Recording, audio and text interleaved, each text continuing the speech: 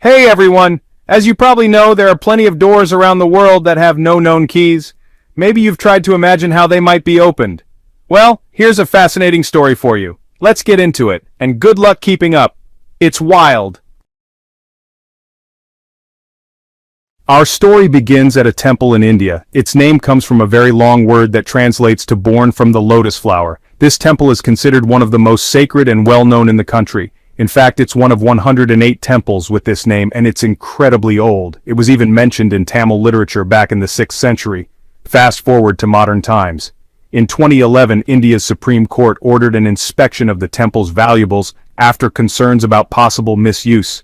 To do that, officials had to open doors that had been sealed for centuries. A special team was sent to the temple and made a jaw-dropping discovery.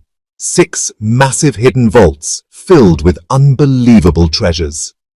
Inside the rooms they opened, they found gold statues, necklaces, and coins worth at least $22 billion.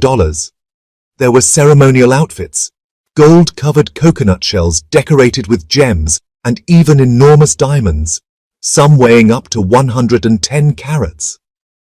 To give you an idea of the value, just one small solid gold statue from the collection could be worth $30 million. After this incredible find, the temple was upgraded with metal detectors, surveillance cameras, and other security systems. Today, guards are stationed all over. But the big question remains, are they protecting treasure, or is there something even more mysterious behind those ancient doors? The temple has 6 vaults, labeled A through F, all storing priceless items. The team managed to open 5 of them after a lot of effort, but Vault B remains locked, and that's where things get really strange. Carved cobras guard the doorway to Vault B, which acts like a gate. From the outside, it looks just like the others, but here's the twist. Behind that first door, there are 2 more, one made of wood and the final one of iron. Oddly, the last door is completely sealed. No bolts, no handles, no latches, just a solid wall of iron. And to this day, no one has been able to open it. Some believe opening Vault B against its will could unleash unspeakable things. Others think it might hide a tunnel or passageway. Whether it's for mystical or practical reasons, even the Indian Supreme Court has warned against opening it. Now let's head over to Peru. Back in 2010, a French engineer named David Crespi was visiting Machu Picchu when he noticed something odd, a strange doorway tucked away in a narrow passage that neither tourists nor archaeologists paid much attention to. David suspected the door was an ancient entrance sealed by the Inca for some unknown reason. He reported it to authorities, who promised to investigate soon. But months went by, no updates, no replies to his emails or calls. Then, in 2011, David read an article by a man named Terry Jamin about Peru and reached out to him. He explained what he had found, and shortly after, Jamin and his team of archaeologists went to Machu Picchu to check it out. They confirmed it was a sealed entrance. 3D scans revealed 2 doorways behind it, along with a staircase leading to what appeared to be 2 rooms.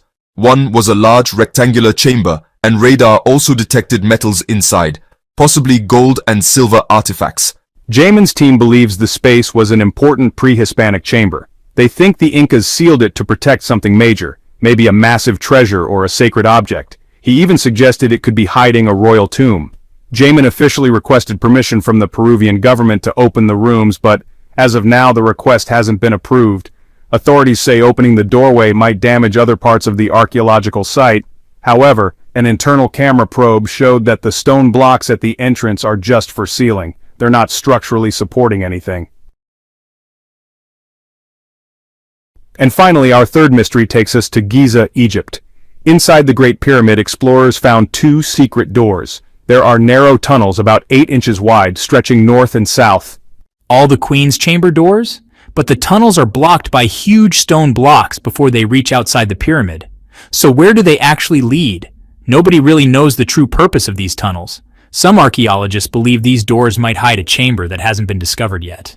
Egyptologist Zahi Hawass explained how these doors were first found. A specially designed robot was sent inside the pillars of the Queen's chamber to check what's behind them.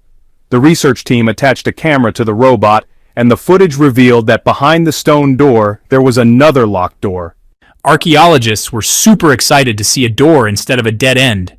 The stone door structure completely hides the other doors. Experts think it's an amazing piece of engineering.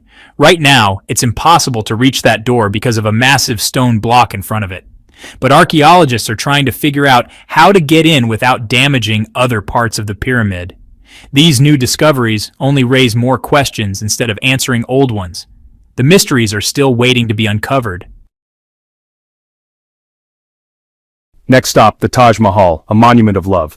The Mughal Emperor Shah Jahan built this monument in memory of his beloved wife, Mumtaz Mahal.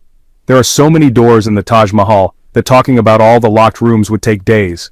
Experts believe that if someone opens these doors after being closed for so long, it could release carbon monoxide gas. When this gas meets the marble, it forms calcium carbonate, which might cause cracks in some small parts of the Taj Mahal.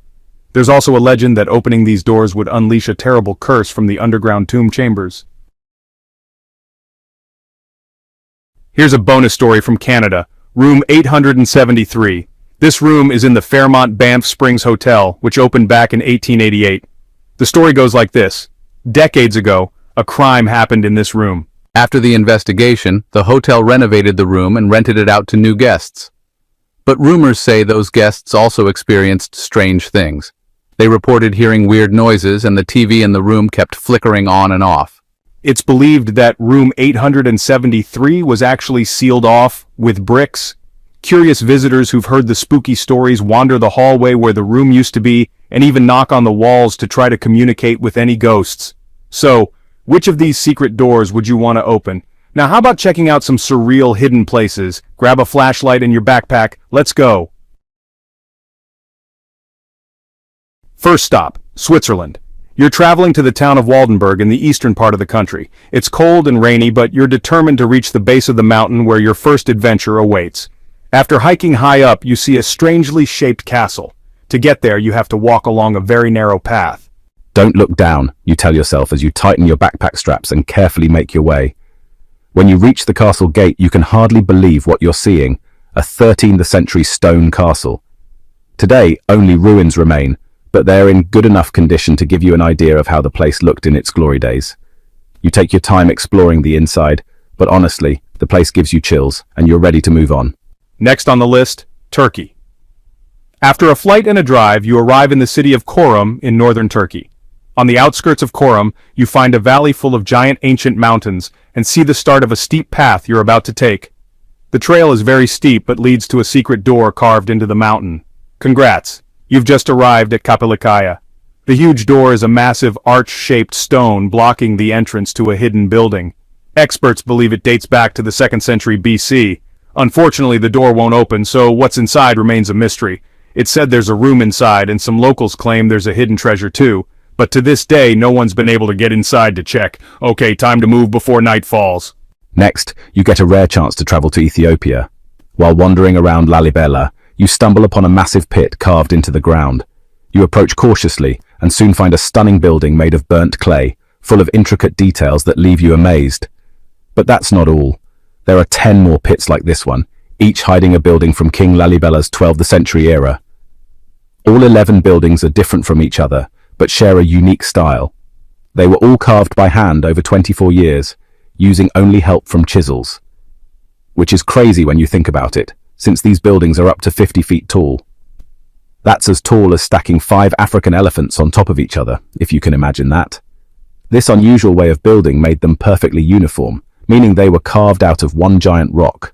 Pretty impressive, right? Once you leave Ethiopia, you can catch a flight to southern Italy, at the tip of the boot. No hiking needed here. Your friend takes you to a place called Sassi di Matera. It's a prehistoric city carved into a steep hillside. Walking through feels like you've traveled back in time because the stone houses and old buildings look nothing like anything you've ever seen. This site, also called Sassi, is thought to be one of Italy's earliest human settlements, dating back over 9,000 years. As you explore, you might even get invited inside one of the cave-like homes. Weirdly enough, some streets actually run over people's houses. Talk about prehistoric urban planning.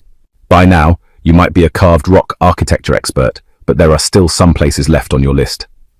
Next, head to Slovenia to visit the world's largest cave castle. This medieval fortress is built on a 400-foot cliff and was designed to be nearly impossible to attack. Luckily, security is much more relaxed today. If you're looking for a more challenging, less touristy way to get in, you can enter through one of the many underground tunnels built over 800 years ago for secret supply smuggling. Today, Pajama Castle is both charming and mysterious, depending on whether it's a warm sunny day or a cold stormy night. After that medieval experience, travel to Petra, a stunning Jordanian monument in the middle of the desert. You'll need lots of water and sunscreen here because it's going to be hot, but the sight is totally worth it. Petra is one of the ancient world's wonders. Back in the 4th century BC, this area was a trade hub at a crossroads of major trade routes. Petra was a wealthy city and home to the Nabateans, a nomadic Arab tribe that thrived here for many years. The famous rock-carved gate at Petra's entrance is called the Treasury of the Pharaoh. Legend says it holds hidden treasure inside. You might be tempted to check it out yourself, but that's an adventure for another time. For now, catch another flight, this time to the Americas. First stop, the mountainous state of Colorado in the USA. Head to Mesa Verde National Park. Among the lush greenery, you'll find over 600 cliff dwellings carved deep into the canyon walls. This ancient village is now a heritage site, built by the local Pueblo people in the late 12th century.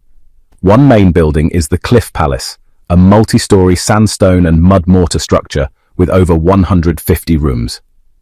If you're feeling adventurous, try visiting the Balcony House. To get there, you'll have to climb a 32-foot ladder.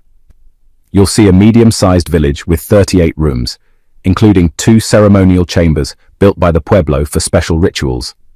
Still in the U.S., make your way to the rolling hills of South Dakota to visit one of the world's most impressive human-made sculptures, Mount Rushmore. You might wonder what's mysterious about it. Well, during Mount Rushmore's construction, a secret 70-foot tunnel was built behind Abraham Lincoln's head. The tunnel was meant to hold important documents and artifacts about U.S. history. After thinking it over, the designers decided to lock the items in a safe box in the tunnel floor. The box contains info about how Mount Rushmore was carved, a brief history of the U.S., and details on the 4 presidents carved into the mountain. Pretty cool, huh? Now, you're headed to Machu Picchu, a South American site hidden in the Peruvian mountains. Machu Picchu itself is a mystery. Researchers still don't know why or how the ancient Inca civilization built the stone fortress back in 1450 AD. Getting there means a 3-day hike to reach the stunning 8,000-foot elevation. Or you can take the train, but that's not nearly as fun, right? You're here to check out a fairly recent discovery. In 2010, French engineer David Crispy was measuring Inca ruins when he noticed a door he hadn't seen before. It was sealed with stones. A few months later, he returned with an electromagnetic scanner, which can detect. Scans behind the walls showed there's a lot of metal hidden behind that locked door. The researcher called the Peruvian authorities asking to remove the rocks, but they didn't give permission. And even today, the door remains shut. That was a long trip, huh? Make sure you get some rest, Indiana Jones. Now there are tons of legends about what's probably the greatest human-made structure ever, the Great Wall of China.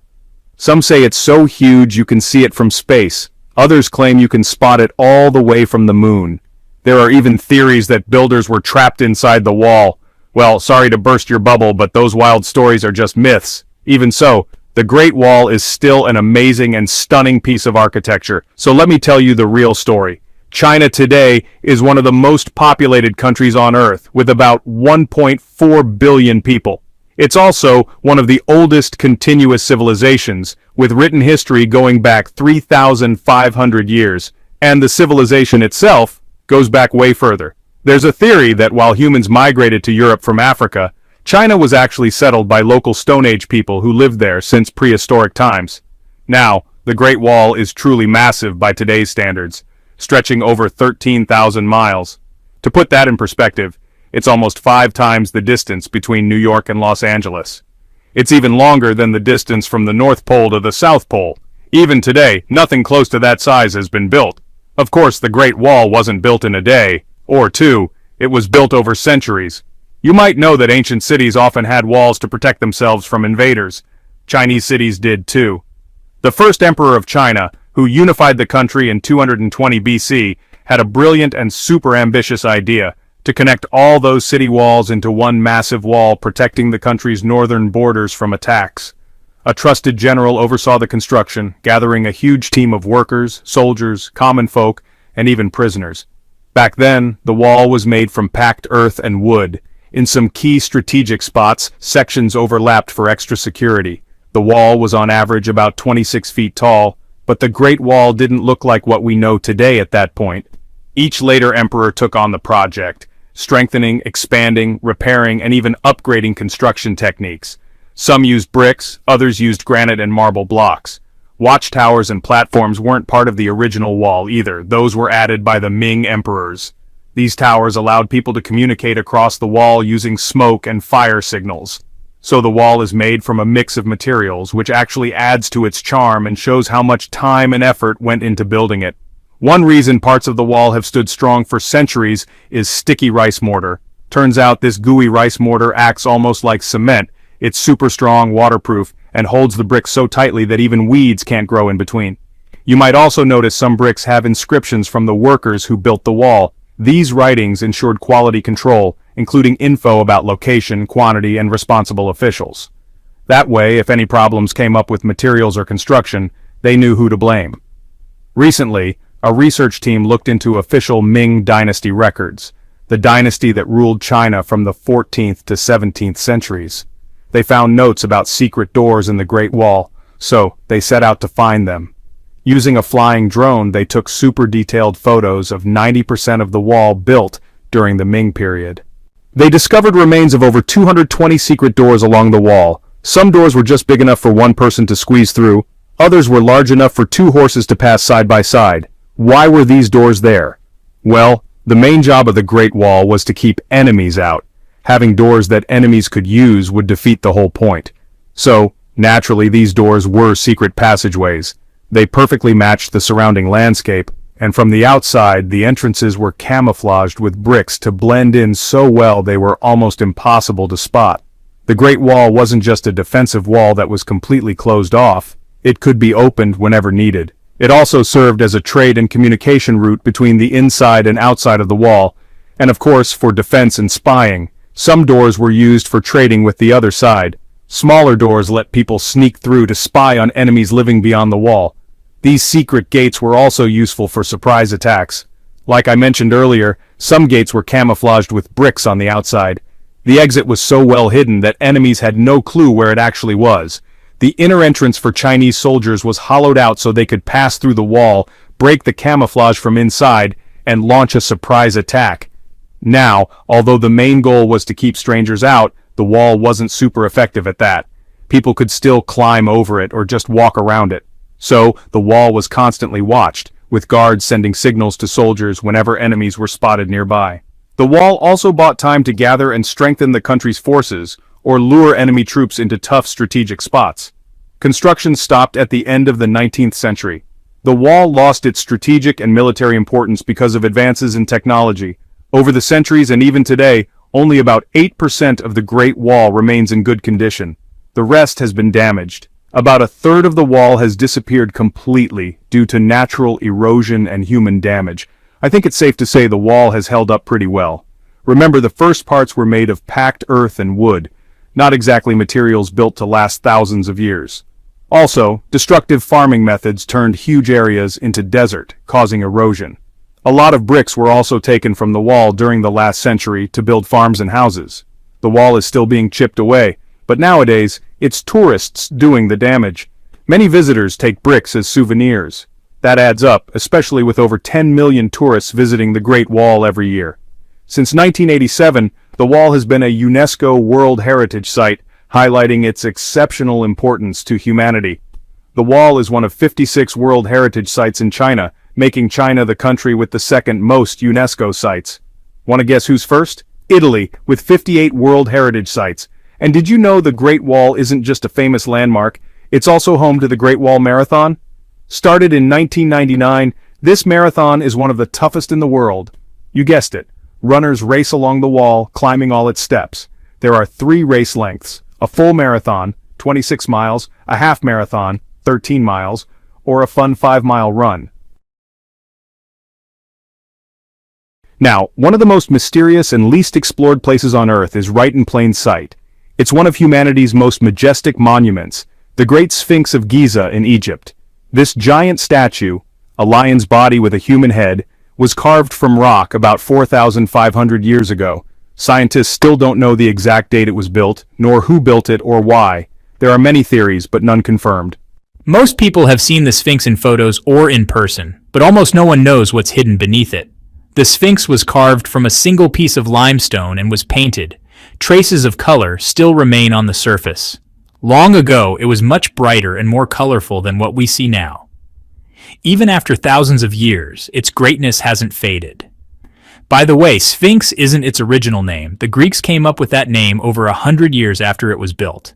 The Egyptians originally called it Horem Akhet. There are many myths and theories saying the Sphinx is here for a reason. It's like a guard dog, protecting the pharaoh's tomb and the secrets of ancient Egypt.